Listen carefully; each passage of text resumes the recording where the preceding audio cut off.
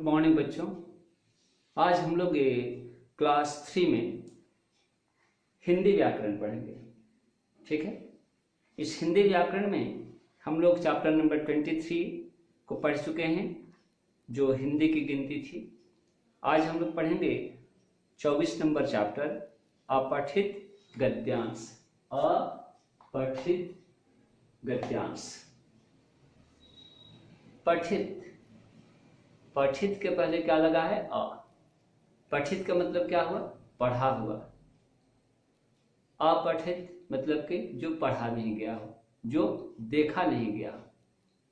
गद्यांश, गद्यांश क्या होता है? गद्य का अंश, है ना। गद्यांश को अगर हम तोड़ेंगे दो भाग में तो देखिए क्या होता है। ये गद्यांश है, ऐसे देखिए लिखा जाएगा ना गद्यांश। इसको हम तोड़ते हैं तो क्या हो जाएगा? गद्य प्लस अंश।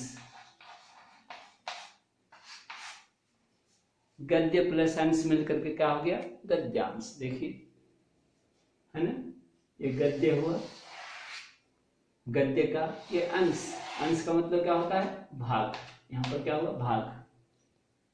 गद्य का भाग, यानी एक क्या होता है? एक गद्य होता है, दूसरा पद्य होता है।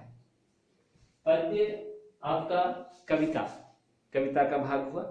गद्य कहानी का, कुछ अनुच्छेद दिए गए रहेंगे, कुछ कोई पैसेज दिया गया रहेगा, है ना, उसका भाग। तो आइए अपठित देखिए बुक में 93 नंबर पेज पर। अपठित गद्यांश का अर्थ है वह गद्यांश जो पहले न पढ़ा गया हो, है ना, जो अनसीन हो, जिसे हम देखे नहीं है।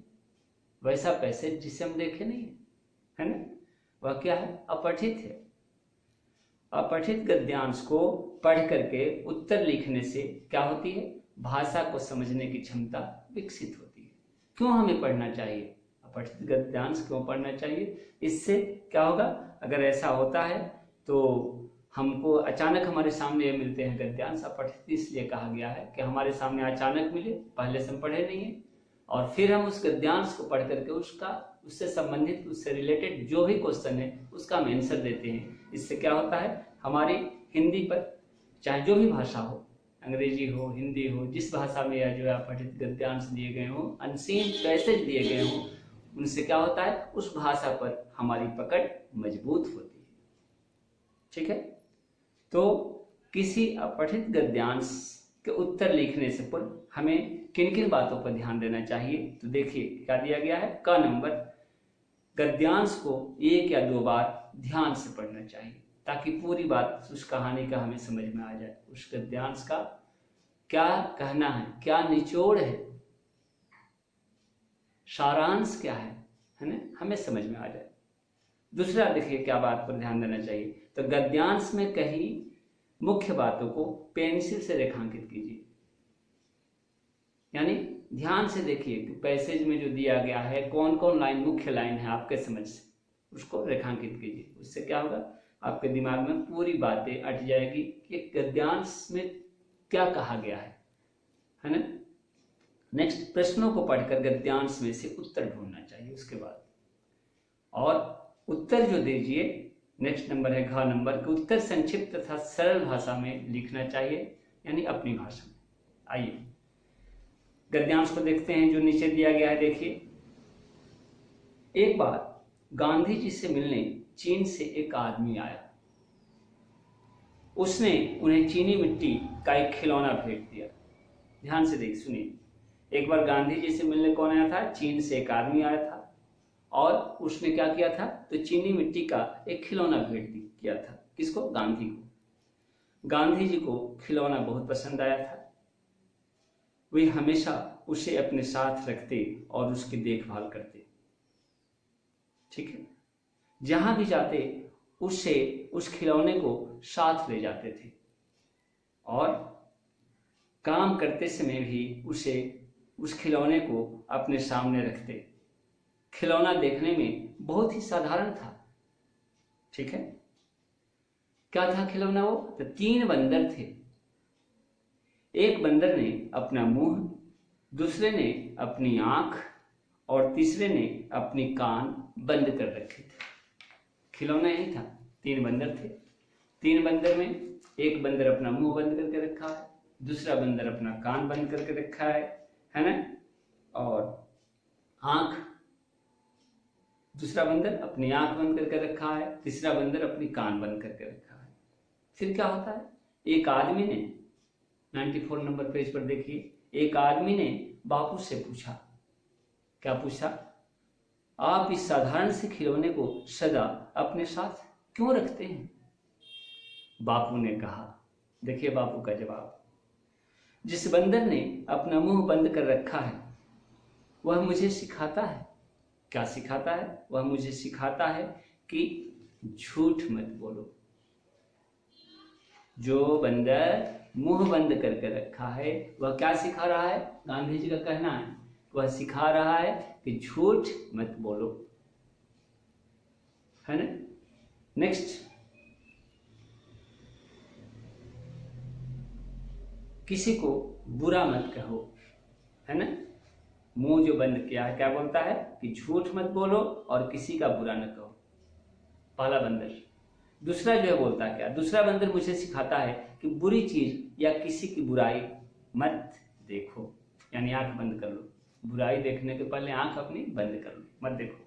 और तीसरा बंदर क्या कहता है, कान बंद करके वह बताता है कि वह मुझे सदा सिखाता है कि किसी की बुराई मत सुनो, है ना, यानी सदा अच्छी बातें सुनो। कोई चुगली करता है, कोई किसी की बातें शिकायत करता है, हमें उन सब बातों को नहीं सुनना चाहिए, है ना। ये कौन सिखा रहा है? तीसरा बंदर।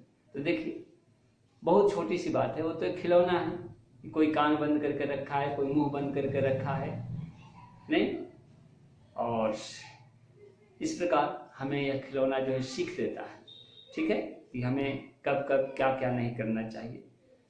क्वेश्चन देखिए, गांधी जी को खिलौने किसने दिया था? क्या जवाब में दिया गया है? किसने दिया था? तो गांधी जी को खिलौना एक आदमी ने दिया था, है ना। फिर खिलौना किस चीज का बना था? तो खिलौना जो है चीनी मिट्टी का बना था, उसका जवाब दिया गया। नेक्स्ट, पहला बंदर क्या सिखाता है? तो पहला बंदर झूठ मत बोलो, किसी का बुरा मत कहो, ऐसी बात सिखाता है।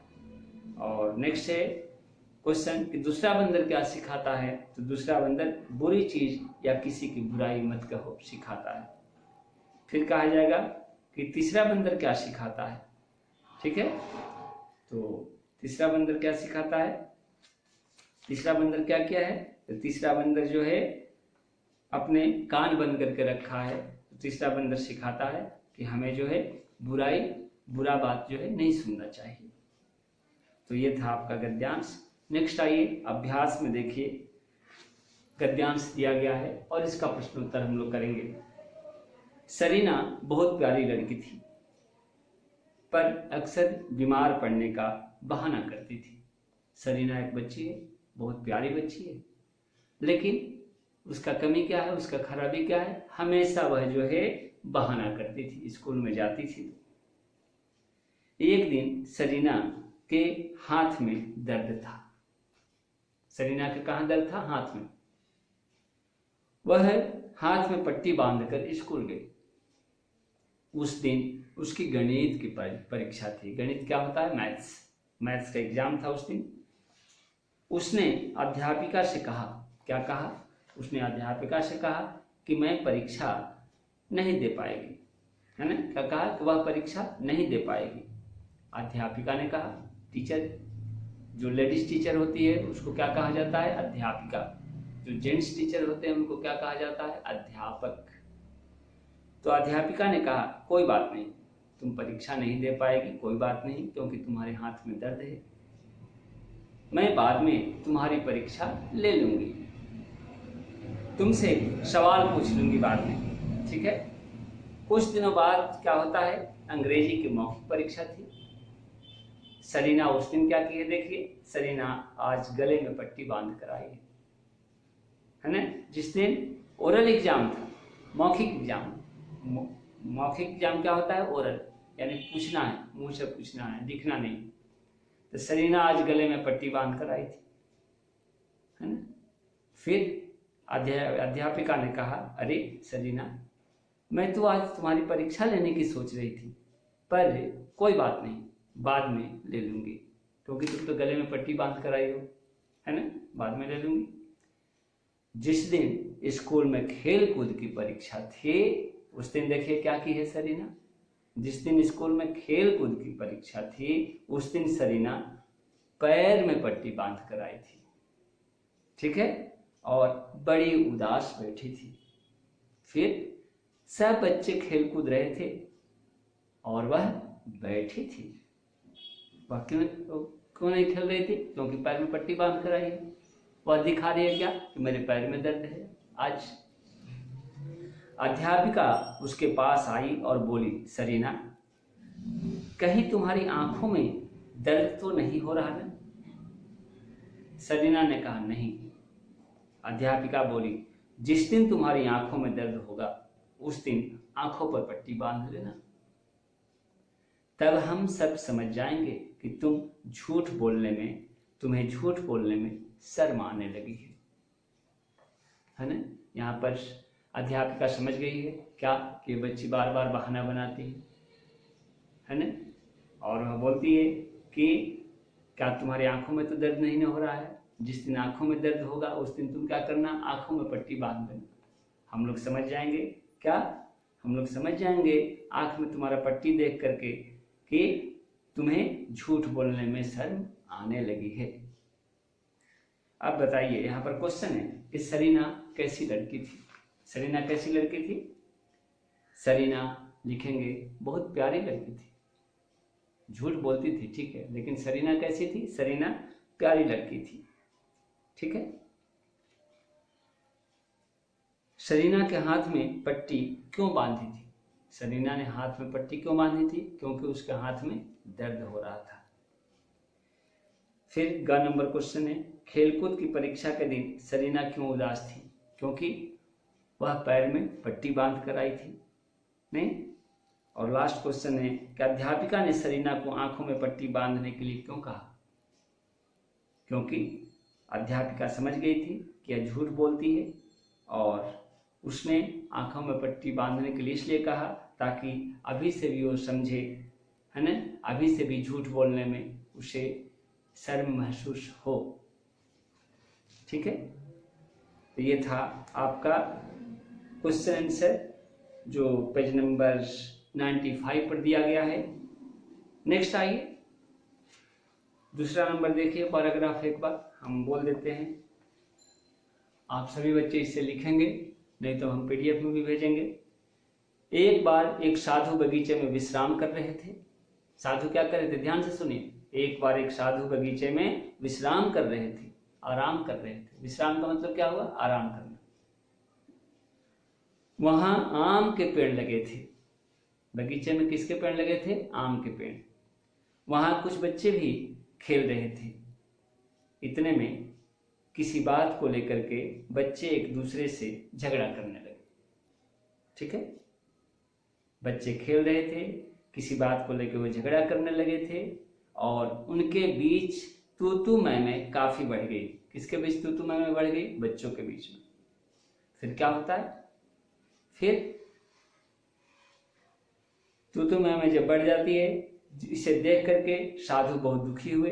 उन्होंने बच्चों को प्यार से जो है अपने पास बुलाया और बोला, उन्हें समझाते हुए क्या बोला कि बच्चों देखो, आपस में झगड़ा मत करो, विनम्र बनो, बी जेंटल, है ना, हम्बलनेस अपने में लाओ, विनम्रता लाओ, प्यार से एक साथ खेलो।